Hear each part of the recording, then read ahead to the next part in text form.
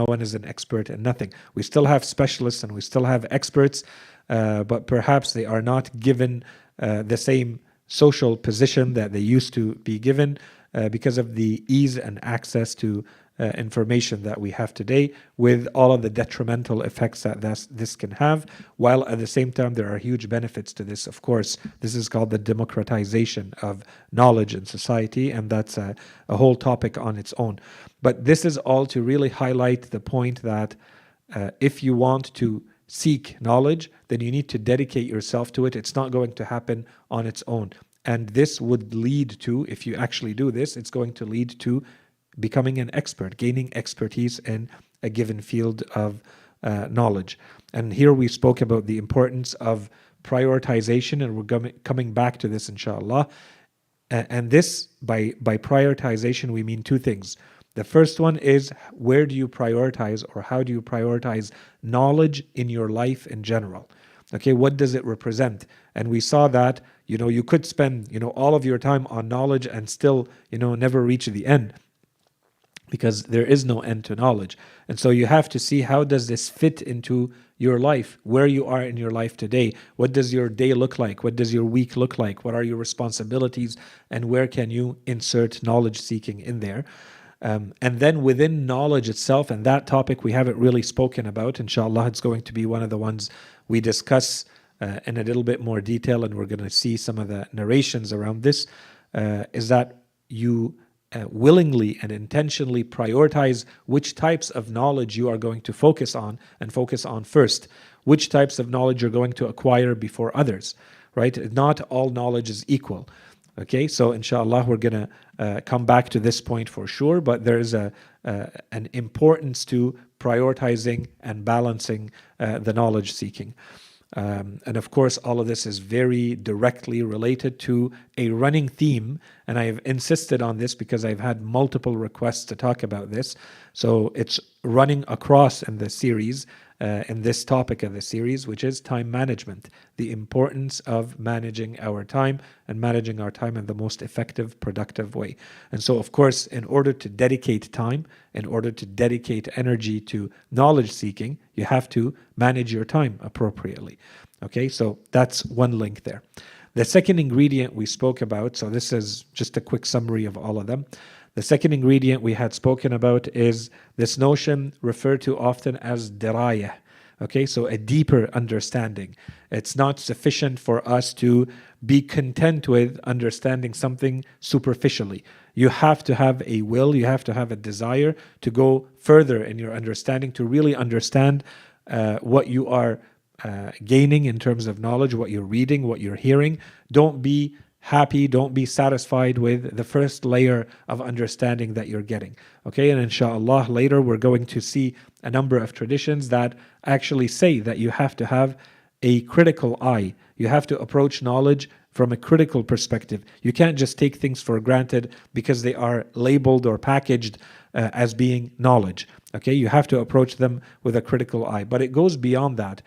Oftentimes, and we said, knowledge has many facets, many dimensions. It can go very deep, and it could be easily an area where someone spends their entire life if they wanted to, and that's just how far and deep knowledge can go in any specific area. So for us to kind of consider ourselves knowledgeable in a field just because we have heard a little bit about it, or read a few pages, or read a book, or so on and so forth, would not do justice to that field. And perhaps more importantly, it's not necessarily going to be obvious how all of this applies to our lives. How am I going to use this knowledge that I'm gaining, that I'm hearing about? What does it mean for me?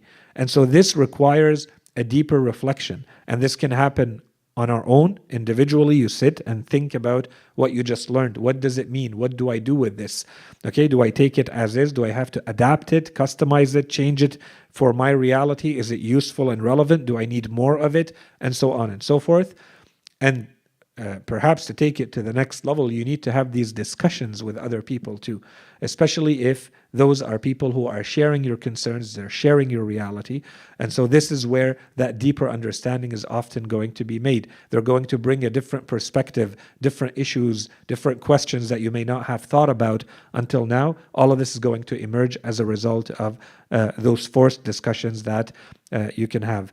And so this diraya, of course, is linked to the notion that this is going to require some serious study on your part. It means that you're not going to be happy just for having heard, listened to a lecture. That's not enough. You need to take it a step further. Really take it to, as we would call academically today, to study it, as though you were preparing to, repeat this and go into an exam, let's say, or make a presentation about it. Okay, are you ready to do that? Have you digested the content enough that you can call it your own? This is what we mean by diraya. Okay, that it has now slowly starting to become part of you and your thinking and your worldview, not just notions and words and terms that you learn by heart and memorize and can repeat, right? So it becomes part of who you are. And we said that this is perhaps one of the areas when we combine it to the next ingredient, which is the serious study. And we saw the hadith from Imam Ali alayhi salam, Imam al-Sadiq and others, where they say, you have to sit and you have to think and you have to memorize and really in the very academic sense of studying, right? As we would have today when they talk, for instance, about thinking, memorizing, discussing what you learned, solving the issues that arise, and then doing review on your own and doing review with others. All of this is mentioned in the narrations for someone who wants to become an effective learner. And this is where we said, of course, in relation to the previous point, that this is perhaps something that oftentimes we do not see enough of in our communities. This is something that we lack. We see a lot of superficial understanding. We see a lot of kind of a first layer understanding of a lot of things. A lot of people know a little bit about a lot of things, but they don't know a lot about many of the things that they need to know a lot more about. And so this is where you see a definite encouragement from our tradition in this regard. The next topic, and this was a big one as well, this notion of what we translated as direct apprenticeship. The notion that you have to have access to someone that you consider to be very reliable and trustworthy for the type of knowledge that you are seeking. That you will not only rely on theoretical sources or content, for instance, books or lectures. All of that is just one way. It's things that are coming into your mind. You need a source that will give you an opportunity to engage in knowledge in a two-way manner, so that you can also ask questions. You can ask for clarifications. You can validate what you think you have understood, what you have learned. You have to go back to someone. And so there are multiple ways of doing this, but it needs to happen. Don't simply rely on the fact that the knowledge has come in to consider yourself knowledgeable in that area. Okay? Who knows how you interpreted how the knowledge came in? Who knows what you missed? Who knows what you misunderstood?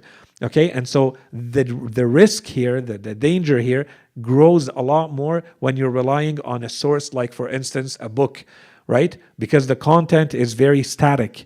There is absolutely no human dimension to this except, the style, the writing style, and whatever else you find in writing, whatever else you find in a book.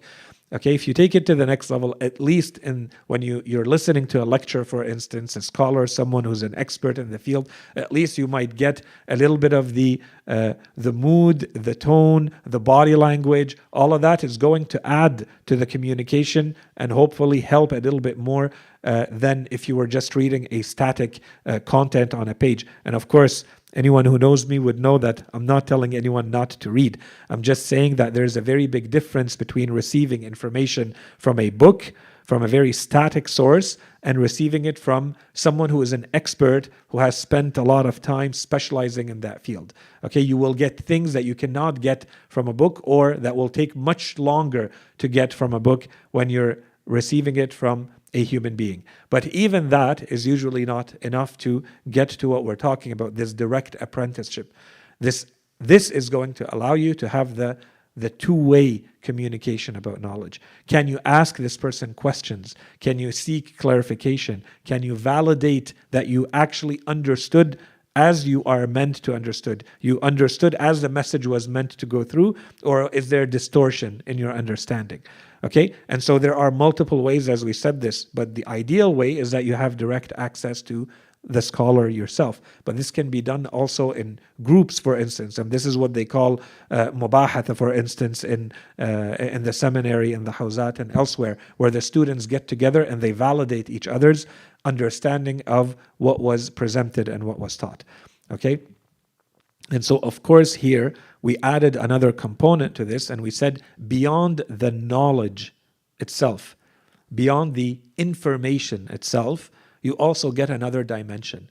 And this is when, especially, we are talking about religious knowledge.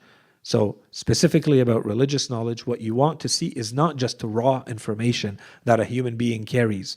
What you want to see is, what does it mean for someone to be more religious, closer to Allah subhanahu wa ta'ala, as a result of that knowledge? That's what you're trying to get from the knowledge and the person who carries that knowledge. You want to see, what does it mean to see this knowledge personified in a human being? What does it look like? So that you now have a role model that you could, if you want to, you take the good and you leave the bad. We do that with everyone and everything. But regardless, and we're going to talk about the importance of the teacher in Islam, inshallah, as one of the main ingredients. Perhaps we'll finish this whole section with that. Okay?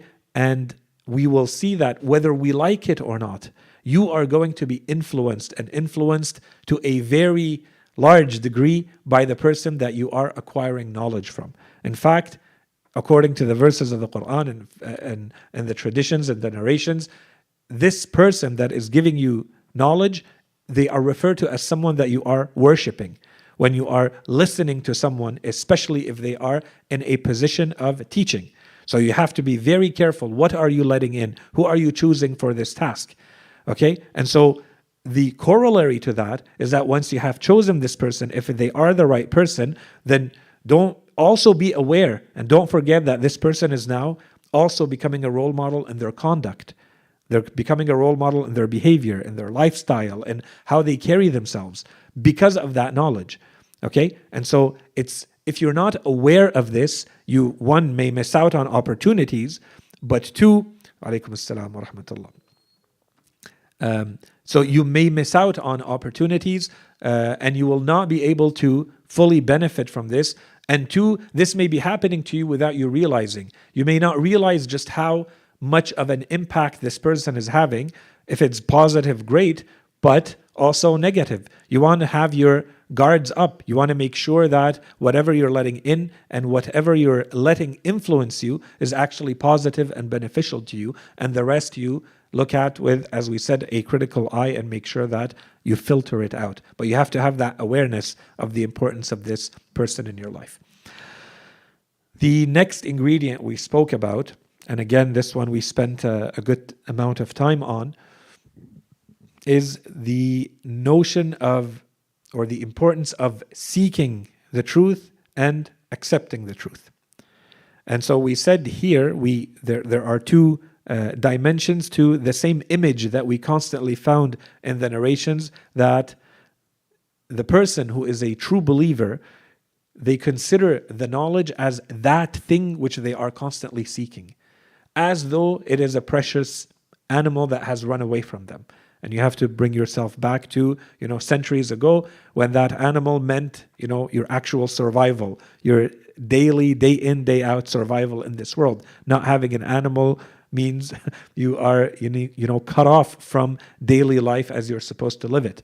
Okay, so this is the dal that we spoke about. And as someone who is a believer, as someone who carries belief, a true Muslim, has to consider the truth and has to consider knowledge to be their dal, the thing which they are constantly seeking, that they feel, as we saw in the narrations, Imam Ali alayhi salam and the Holy Prophet and other Imams, they said that knowledge, it is as though it has a right over the believer. The believer has to be the one who carries it. And wherever you find it, you have to go seek it and feel like you are more worthy of carrying it than anyone else. There's a right that it has over you. You have to feel that responsibility. You should not be happy or satisfied with the fact that someone else is carrying that knowledge. You are the one who is supposed to carry that knowledge. So you have to constantly be in a state of seeking that knowledge and accepting that knowledge wherever it may come from, which requires humility and modesty on your part. You don't reject the knowledge because of the source of knowledge. We realize, we understand that the source is going to, as we just said, have an impact. But we don't reject the truth just because the source is bad. We still take it. And that's why Imam Ali alayhi salam would give these examples, and we saw multiple cases where they say, for instance, that go and seek it even if it is from the hypocrite, go and seek it even if it's from the pagan, go and seek. They're basically saying, go and seek the knowledge wherever you can find it. And don't use as an excuse that the person who is giving that knowledge is not a believer, is not of my worldview, they don't have the same beliefs as I do. That's not an acceptable answer to, or an excuse or a pretext for not accepting that knowledge. Knowledge is knowledge. Truth is truth. And we saw the verses of the Quran that spoke about this, the narrations that spoke about this. So the idea here is that as a believer, as a good Muslim, you have to constantly be in a situation where you're examining yourself, making sure that you don't fall prey to being subjective, to being biased, and rejecting truth just because it is not coming from the most desirable source for you. Okay, this also means that you stay objective even if it means it's going against you, if it's going against the outcome that you would like. All of that falls in the same category. We are seekers of the truth. Okay, so and we saw all of this, and we also spoke here the corollary to this when we spoke about the traditions or the narrations that emphasize the importance of seeking and accepting the truth. We said, do not forget that, especially in today's world, especially for a Muslim living in a minority situation where you have access to all of these experts and specialists and gurus, that all of this is affecting you, whether you like it or not, as we just said. Okay? As soon as you are in a situation of receiving content from someone, this is going to affect you, consciously or unconsciously. So, does it mean that we reject it, as we said? No, of course not. This goes against the teachings of our religion. But it does mean that we have to equip ourselves. You don't just jump into something when you know that this has the potential of deeply affecting you, how you are, how you think, what your values are, what your worldview is. You don't just jump into something like this without preparing yourself in advance and knowing that this is going to have a very deep impact on who you are and how you think. So equipping yourself means what? Means we go back to the basics in our religion. And we said from the beginning, you have to have at least a fundamental or basic understanding of the Holy Quran. You have to have an understanding of the main teachings of Ahlul Bayt alayhim as-salam, especially for us as their followers. And we have said, and we emphasize this again and again, we have thousands upon thousands of narrations, and this is exactly what we're trying to do in this series, to show a glimpse of the teachings of Ahlul Bayt on all sorts of topics that directly affect our daily lives, things that we encounter, things we need answers to. In a lot of cases, what we find is we don't even have a clue of what Ahlul Bayt alayhim as-salam have said about a certain topic. We may think we know, but we would not be able to even remember a hadith on the topic. Right? So at least what we're trying to do is to give a glimpse of the teachings of Ahlul Bayt. These do not necessarily become things that we can apply as is, but they become general guiding principles in life. That when we put these together, we know what Ahlul Bayt alayhim as-salam have given us in terms of the spirit of our religion about each one of these topics and many, many more. At least when you have that general background, that general information, then when you go and expose yourself to a guru and a specialist and an expert and they present all sorts of information, you are able to quickly decipher and say, yeah, this matches the general lines and guidelines that Ahlul Bayt alayhim as-salam have given us, or it does not, and my flags go up and I need to stop or go seek clarification or simply reject this because this does not align with my worldview and what I consider to be the general grid and principles by which I accept the truth. Okay, so inshallah all of this is clear. The next ingredients we spoke about the importance of humility.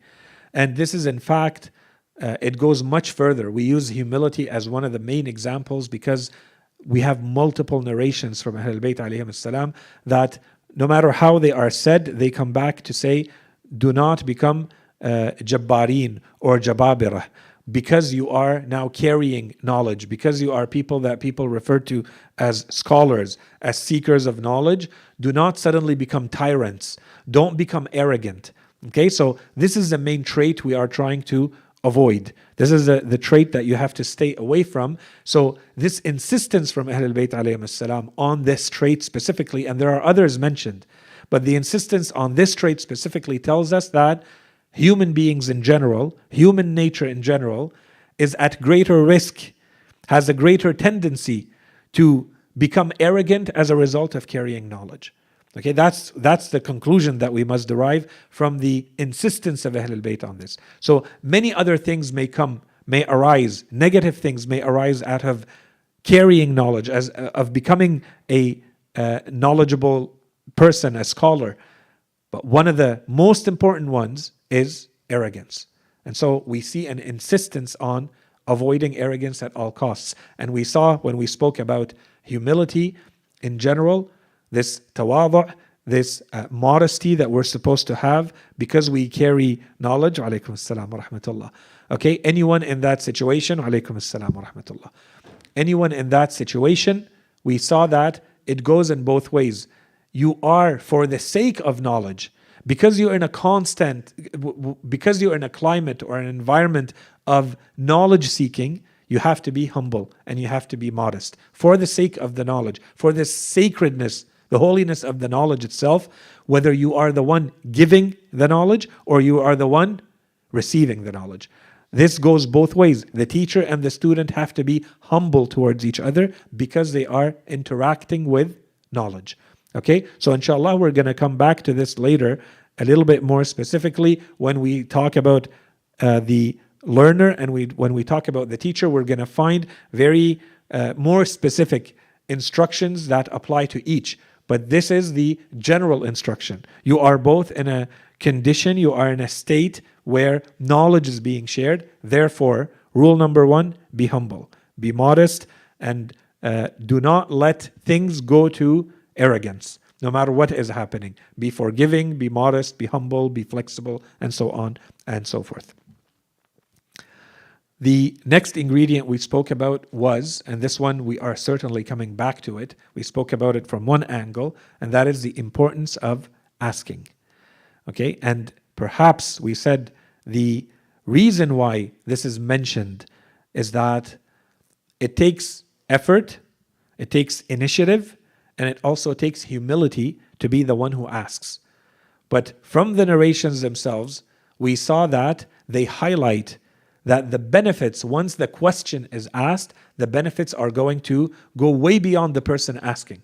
Yes, the person asking is going to receive, if that's a condition, and they are in a condition or in a state where they will receive the answer, at least they will receive the answer. That person will clearly benefit. But the person giving the answer benefits, and the person listening to them benefits, and the person who loves these people, as we saw in the narrations, the person who loves the people asking questions and giving answers is also going to be rewarded. And this is bringing us back to the notion of community, where we said that it is by your intentions that you belong to a community or not. And we saw, of course, inshallah, we're going to park this now. We're going to come back to it and put all of the narrations that spoke about community together so that we reach conclusions. We take out conclusions of what does that community look like at the end. But here we have a very clear picture that asking, the person who has the initiative to ask is the person who is beginning the cycle of eventually creating a community of knowledge, a community of people who are gathered around knowledge seeking and knowledge sharing. Okay, so that I think inshallah is clear as well. The importance, again, from different angles of patience and perseverance. So maybe very quickly what's left, and inshallah what we're going to come back to, we're going to talk about asking from a different angle. So what we focused on until now is the importance of asking, that initiative that someone has to proactively ask a question, seek clarification. Okay? But how do we ask the question? The details around asking. Is it good to constantly ask questions? Or is there a limit? Do we ask about anything and everything? Or do we focus our questions? Is there a way that the question should be asked?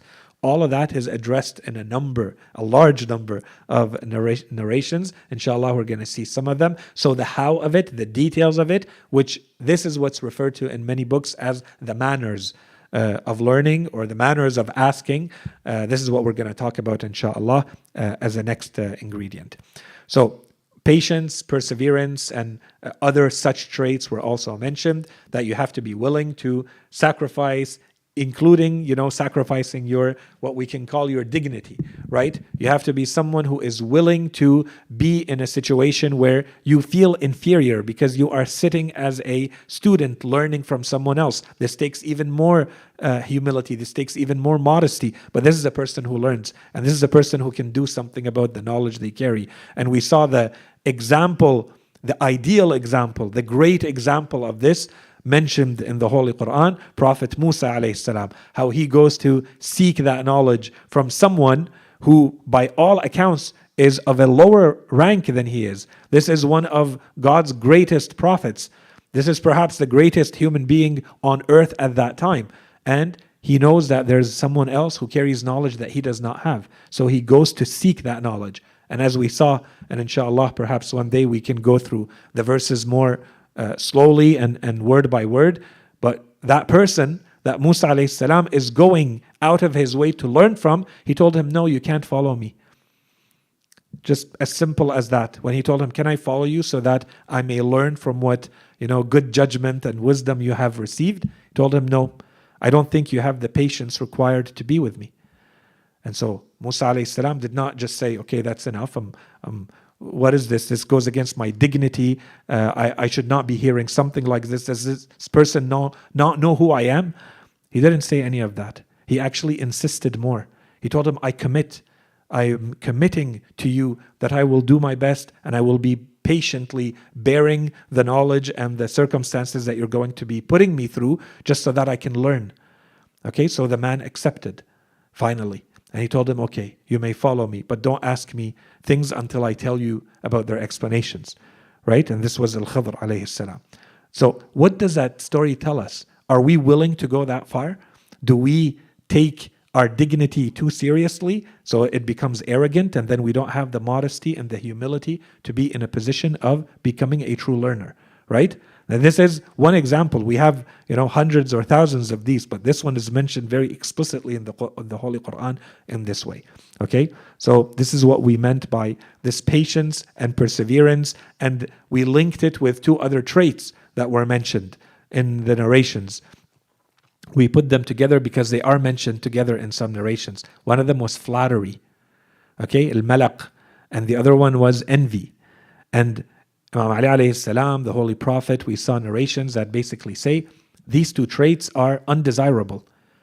To be someone who gives excessive flattery, you compliment people, you praise people excessively, that's not a desirable trait. Okay, we are truthful, we say things as they are. Someone who is deserving of praise, we praise them. But you don't exaggerate in that praise. You don't say things that are not there. You don't, blow up that praise more than you need to. This is not a good trait to have as a believer. And envy. You're not supposed to be envious. You're not supposed to be focused on, your energy should not be directed towards anything that is outside of you and your relationship with Allah subhanahu wa ta'ala. Focus on yourself. Focus on what you can do, what you can improve, what you need to focus on. You don't look at others, what they have, what they don't have. That's supposed to be as you mature as a believer. Okay? But at the same time, we saw the hadith from Imam Ali, from the Holy Prophet, saying these are two undesirable traits in a believer, except when it comes to knowledge.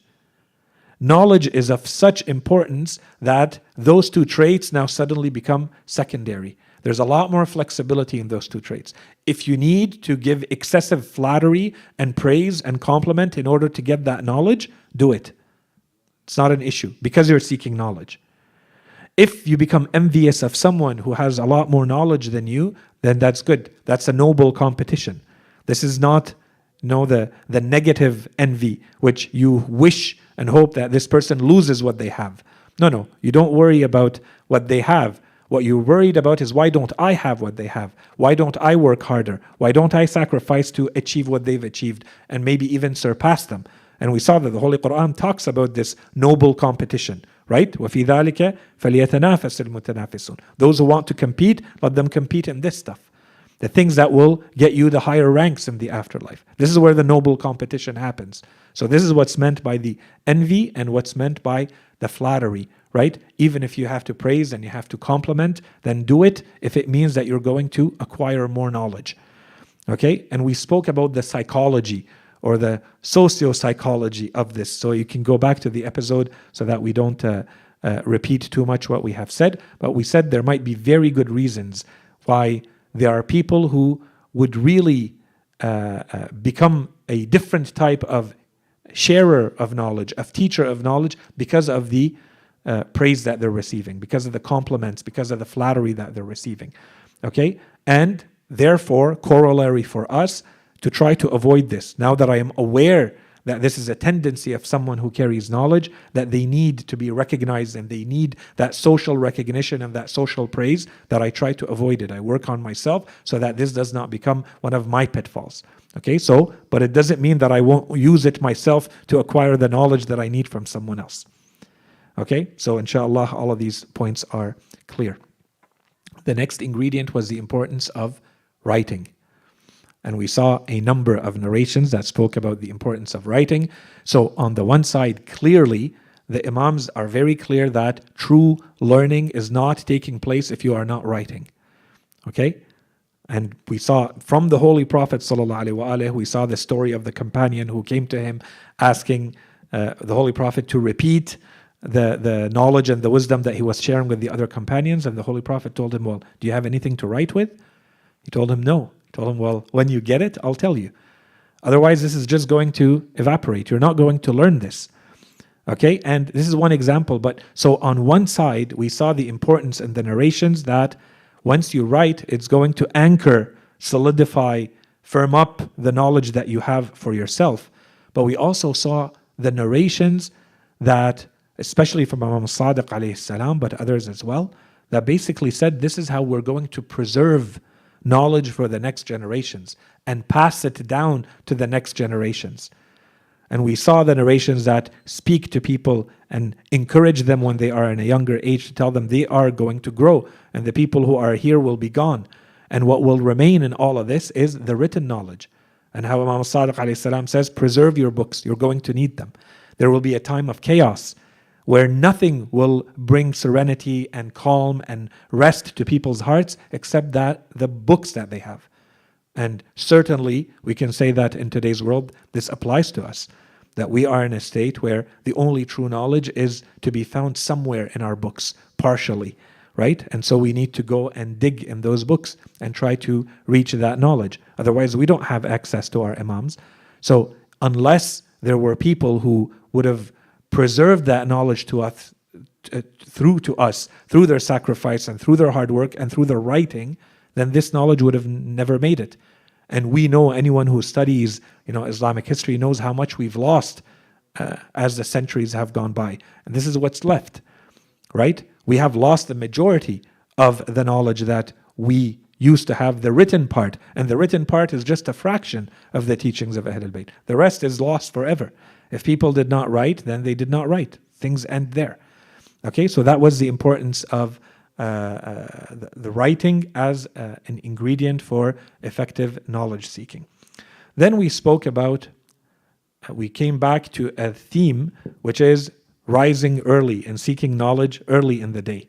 Okay, and we linked it to time management, and we spoke about that, and inshallah we'll come back to that today as well to wrap up that topic. There were a couple more questions about it, so I want to wrap it up. But we saw the ahadith that are very clear from the Holy Prophet ﷺ and from the Imams that basically say Allah subhanahu wa ta'ala blesses those who seek knowledge early in the day.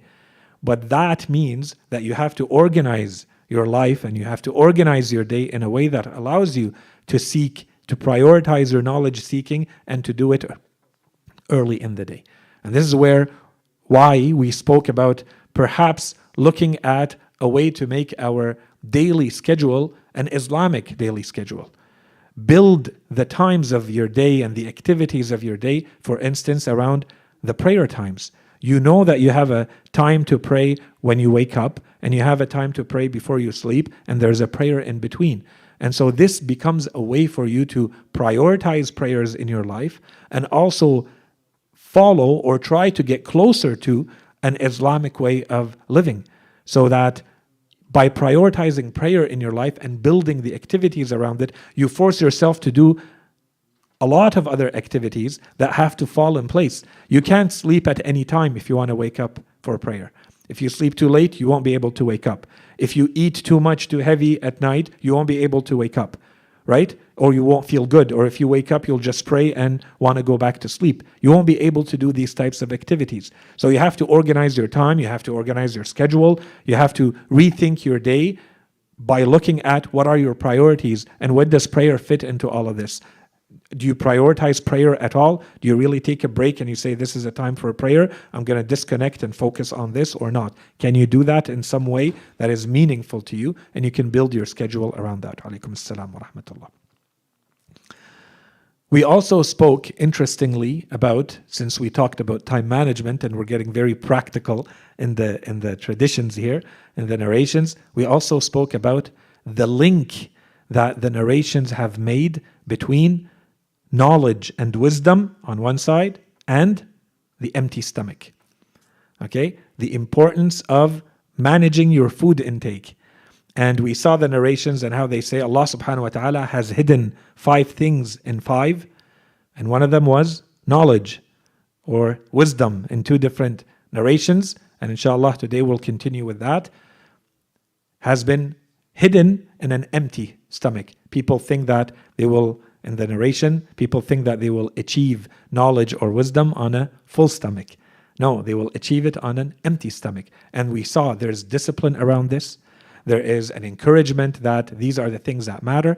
The only point that we did not talk about related to this, but inshallah that it is clear, what we said is that we're not telling anyone that Islam wants us to be living miserable lives of poverty. That's not what this is saying. What this is saying is, do not let the things that are not your priorities distract you. We are not in this world to eat, and we're not in this world to sleep, and we're not in this world for just living a luxurious life. These things are means to something more important. Eat, but so that you can become a better person. Sleep, so that you become a better person. And don't let that thing in itself, like sleep or eat, food, become the priority itself. You don't eat to eat. You don't eat for the sake of food. You don't sleep for the sake of sleeping.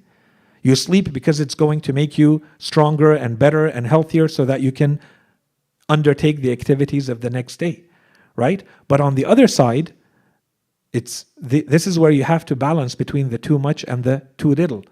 Usually the problem, so we focus on it. In Islam, this is, you see the verses of the Quran, the narrations, they always focus on the human tendency. The human tendency is not to eat too little. So the Holy Quran and the narrations are not going to come and tell people, don't eat too little, it's not good to eat too little. If people do that, then you will see narrations that will start giving instructions telling people, don't eat too little, it's not good. And this happened when people go too far and misunderstand the point of these teachings. But the normal tendency, in the majority of cases, is people do eat too much. So the reason we're saying this, it's not better to eat too little, right? The point here is that these things do not become distractions or disablers, something that does not allow you to do what you're trying to do. So eating too much is definitely a distraction. It's definitely something that will impede your ability to learn, your ability to acquire knowledge and reach wisdom. Eating too little can be as well.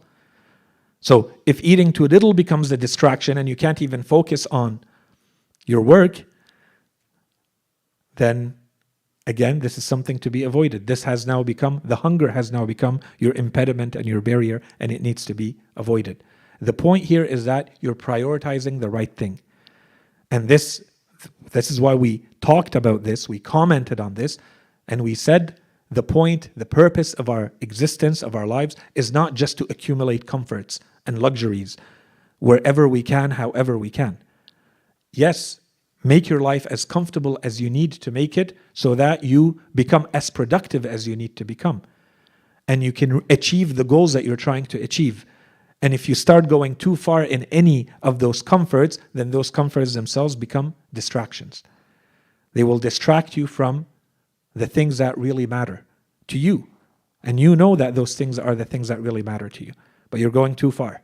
You're sleeping too much, you're eating too much, you're spending too much time playing, you're whatever it may be. Okay? All of those things are okay in moderation. And we're going to see a lot more narrations that speak about this theme, but this is what we covered until now. And the last one was youth. So inshallah, this is also very quickly one of the ingredients that we want to finish off today. The importance of seizing the opportunity of youth, of being of a younger age. And we saw there are a number of different advantages that come from being exposed to knowledge earlier in our lives. First of all, you have a lot more ability or capacity to memorize and learn things. So just when we look at the development of a normal human being, you have much more capacity to learn things at a younger age. That's one. Two, you have a lot more energy, and therefore you are able to focus a lot more and be dedicated a lot more because all of these other distractions are not there sapping your energy, your family and your career and your social duties and so on and so forth, which will only accumulate and get more and more complex as life goes on, right? And then learning earlier means that you have a lot more opportunity to go deeper in the knowledge that you learned.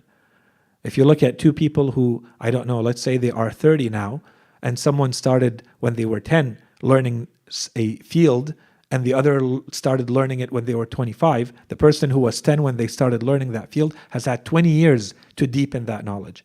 It doesn't mean that they actually did, but at least the opportunity was there, as opposed to only 5 years that the other person had. Okay? So the sooner you start, then of course the more opportunity you have to go much deeper in that knowledge. This does not mean, however, and we spent time, and inshallah that point is clear, this does not mean, however, that this is an excuse for anyone to use age as a pretext not to learn. Okay, so while we have many narrations like the ones we saw from the Holy Prophet and Imam Ali alayhi salam and others saying that you have to learn as early as possible. Imam al-Hasan, when he gathers the children of his house and the house of his brother, and he tells them you have to learn, and we're going to see a few more hadith today. This encouragement in our religion to learn younger is not an excuse, therefore, for someone to say, well, now I'm too old. You know, I missed the boat. It's too late for me. This is unacceptable in our religion. First of all, as a good Muslim, and we spoke about this when we began this series, and we're coming back to it later, inshallah, but a good Muslim never stops learning. This has to be part and parcel of your normal, regular life as a Muslim. The only difference between one Muslim and another is going to be how much do I learn? But there is no age at which you say, I've learned enough. I've learned everything that I have to learn. And we saw that. We saw the hadith that basically say a good Muslim is going to have a time in the day and a day in the week. If you remember, they will dedicate a day in the week where they will seek knowledge and they will dedicate themselves to knowledge. So this gives you a proportion. 1 out of 7 of your time should at least, as a minimum, as a good Muslim, be dedicated to knowledge seeking. So find the fields that are relevant to you and go learn them. And this has nothing to do with what age you're at. And we saw that this is also perhaps something that we have to rethink in our communities. And inshallah, we'll come back more at the end of the series to talk about this as community building and knowledge communities. Where do children fit into all of this? Unfortunately, we have a tendency to say, as soon as there is any sort of educational program, development program, we say this is for the youth, this is for the children, this is for the youth, this is for the children.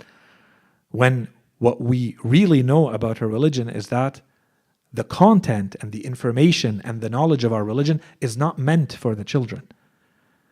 This is meant for people, mature people who have entered into this religion fully. There is an advantage to learning it when you're younger. But that's very different from saying this type of knowledge is for children. Learning the Holy Quran is not for children. Learning fiqh is not for children. Learning seerah is not for children. We have to simplify this and present it to the children so that they understand the parts that are relevant to them. But this type of knowledge is not for children. Right? And so if we had a mentality where this is an ongoing process of learning for everyone and not for youth and children and those who are younger in the community, perhaps we wouldn't need to insist so much, as we said, on all these programs that are for children. Because the children would grow up in households and grow up with adults who are constantly, alaykum assalam wa rahmatullah, they are constantly exemplifying, personifying the religious teachings themselves. Because they are educated enough and knowledgeable enough, and they have the conduct and the behavior, and they can answer enough questions. And so what the child grows up with, by default, is going to be the Islamic environment that he is meant to see from the important adults in their lives. This is a very different thinking than I'm going to bring my child somewhere and they will learn for 30 or 45 minutes or 60 minutes a week.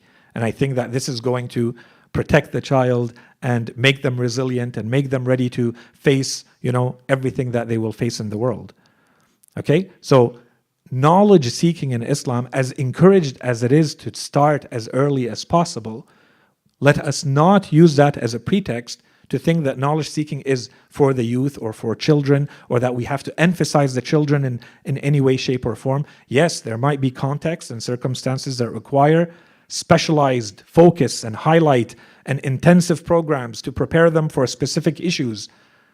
That's all plausible and no issue with that. We're talking about the normal foundations in our religion. The normal foundations is that knowledge seeking is part of every good Muslim's outlook in life. Okay, so we talked about all of this. So the next hadith that we wanted to cover, so this kind of is the quick summary of all the ingredients and everything and all the important points that we've covered until now, so that we don't repeat this part as we move on. We have a few more ingredients to cover. And so the first hadith we wanted to look at, seizing the opportunity and the youth, that ingredient from the Holy Prophet sallallahu alaihi wasallam. He says, مثل الذي يتعلم. Maybe there's one more hadith I skipped. How about we go to this hadith? So I've spoken in the past about the hadith of Anwar Al-Basri. Okay, you remember this very old man in the narrations. He was 94 years old. He heard that Imam Sadiq alayhi salam had come to Medina, so he wanted to go and visit him and learn from him. And so finally the Imam allows him to meet him. It's a long hadith, and there's issues about the authenticity of the hadith, but there are some very useful parts in hadith Anwar Al-Basri. And so at some point, after the Imam gives him his initial advice, he tells the Imam, give me advice. Oh, Aba Abdullah, give me advice. So Imam Sadiq alayhi salam says, قلت يا أبا عبد الله أوصني فقال أوصيك بتسعة أشياء فإنها وصيتي لمريدي الطريق إلى الله عز وجل. These are the 9 things that I advise you to follow, and this is the advice that I give to those who want to follow on the path towards Allah subhanahu wa ta'ala. والله أسأل أن يوفقك لاستعماله, and I ask Allah subhanahu wa ta'ala to grant you the success to follow in this path. ثلاثة منها في رياضة النفس. So the Imam tells him, I'm going to give you 9 pieces of advice. 3 of them are about رياضة النفس, which we can loosely translate as self-discipline. Okay? The second one, وثلاثة منها في الحلم, so your etiquette and manners. And وثلاثة منها في العلم, and 3 of them have to do with knowledge. فاحفظها وإياك والتهاون بها. Learn it and never underestimate or take these pieces of advice lightly. Then he says, فقال عنوان ففرغت قلبي له. So I prepared my heart and I emptied it so that I can learn these pieces of advice. فقال أما اللواتي في الرياضة. As for the ones that have to do with self-discipline. فإياك أن تأكل ما لا تشتهيه. The Imam is talking about to a man who is here about knowledge seeking and getting closer to Allah subhanahu wa ta'ala. See what the Imam told him? He started with this. These are the 3 pieces. That's why we said the hadith say knowledge and wisdom are linked to on an empty stomach. Okay? فإياك أن تأكل ما لا تشتهيه فإنه يورث الحماقة والبله. So I warn you, the Imam tells him, beware from eating what you do not feel like eating. Okay, never feel compelled to eat something you don't feel like eating, for it eventually leads to foolishness and stupidity, the Imam says. It creates a weak mind. It creates someone who, in our words, we would say an idiot, right? This is literally what the word means. Hamaqa wal balah. The Imam says, those who eat things they don't desire. You don't crave that food, don't eat it. That's one. Then the Imam says, وَلَا تَأْكُلُ إِلَّا عِنْدَ الْجُوعِ. And never eat unless you are really hungry. If you're not hungry, don't eat. Okay, that's two. So that's two pieces of advice that the Imam is giving about knowledge seeking and on the way to God that have to do with food. What's the third one? وَإِذَا أَكَلْتَ فَكُلْ حَلَالًا وَسَمِّ اللَّهِ. And if you eat, then only eat food that is halal and mention the name of Allah subhanahu wa ta'ala on the food that you are eating. And then he adds, so in case, we didn't get the importance of food and how it relates to knowledge and wisdom, the Imam says, وَاذْكُرْ حَدِيثَ الرَّسُولِ صلى الله عليه وآله, and remember the saying of God's messenger, مَا مَلَأَ آدَمِيٌّ وِعَاءً شَرْ مِنْ بَطْنِهِ. A human being has never filled a container that is worse than his stomach. But فَإِنْ كَانَ لَابُدْ, but if this is a must, and it is a must, but if he must, then فَثُلْثٌ لِطَعَامِهِ وَثُلْثٌ لِشَرَابِهِ وَثُلْثٌ لِنَفَسِهِ. So if he must, and he must, therefore he has to eat, then let a third of that stomach filling be with food, and a third with water, and a third for air, the Holy Prophet says. Okay, this is an example of the narrations that, as we said, are clearly making a link between knowledge seeking and purification of the soul and something as practical and trivial we would think as eating. Okay, so this is the first hadith. The second hadith, as we said, a few ahadith that have to do with the topic of youth. Okay, so from Imam Ali alayhi salam, he says, "Man sa'ala fi sigharih ajaba fi kibarih." The one who asks questions in their youth is going to be the person who answers those questions when they are of an older age. Okay, and so the next hadith from Imam Ali alayhi salam, "Man sa'ala fi sigharih ajaba fi kibarih," and he says, "Ta'allamu al-ilma sigharan tasudu bihi kibara." Acquire knowledge in your youth, and you will become masters with it when you are mature, when you're in old age. Okay, this is the topic we were talking about earlier. This is a direct link to the whole topic of information societies, knowledge societies. How do you build a community, or how do you build a society that has power and capital in today's world? Imam Ali alayhi salam is saying, you want to become masters when you are older? If you want to become masters, then learn in your youth. The more you learn in your youth, the more you will be the masters of tomorrow. Okay, this is a very important equation that the Imam is condensing in a few words. This is the entire topic that we spend a whole very condensed lecture on, which we call knowledge society or information societies, which is the latest society in today's world, or perhaps we're on the verge of a new revolution in societies, where the main capital is not money and it's not possessions. The main capital of the world today is information and knowledge, right? The Imam is saying, you want power, you want to be the master in the world, then you do that through knowledge and knowledge seeking earlier in life. Imam Ali alayhi salam says, Ya ma'shar al-fityan. So Imam is talking directly here to the youth. He's saying, Ya ma'shar al-fityan, حصنوا أعراضكم بالأدب ودينكم بالعلم. He says, O young people, O youth, protect your dignity. And so this is a very difficult word to translate, this أعراضكم. Basically, it's anything that symbolizes what your honor is, what your dignity is. Okay, he says, حصنوا أعراضكم بالأدب. Protect and preserve your dignity and your honor with good manners. Okay, this is very important.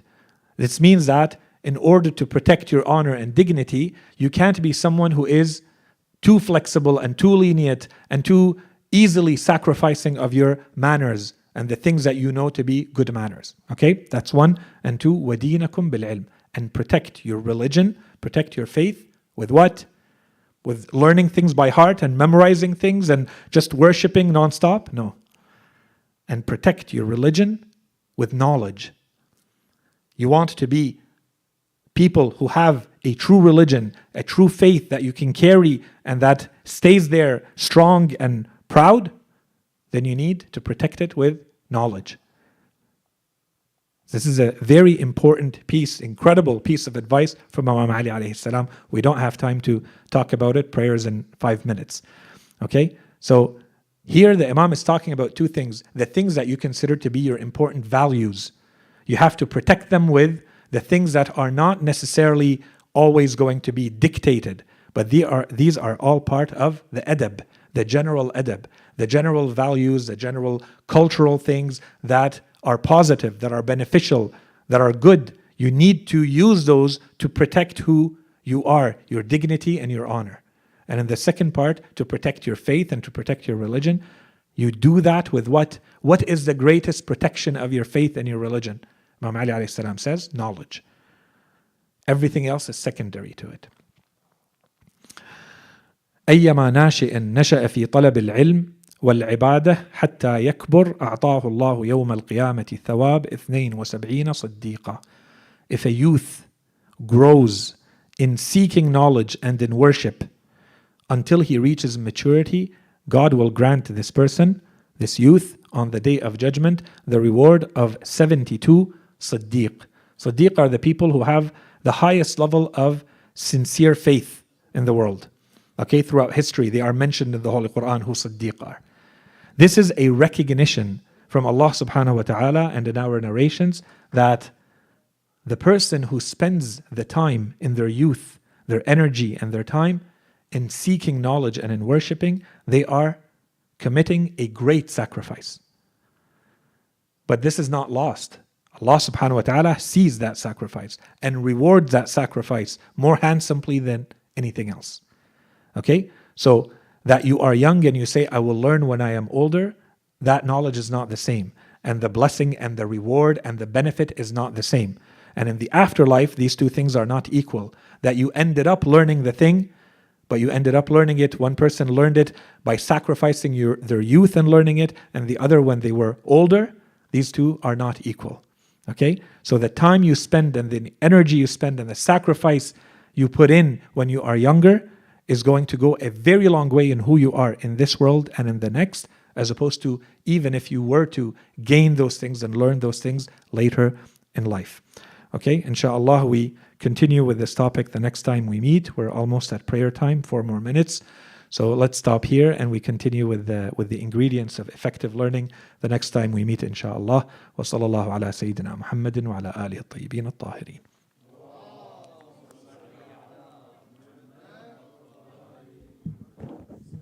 وأنتم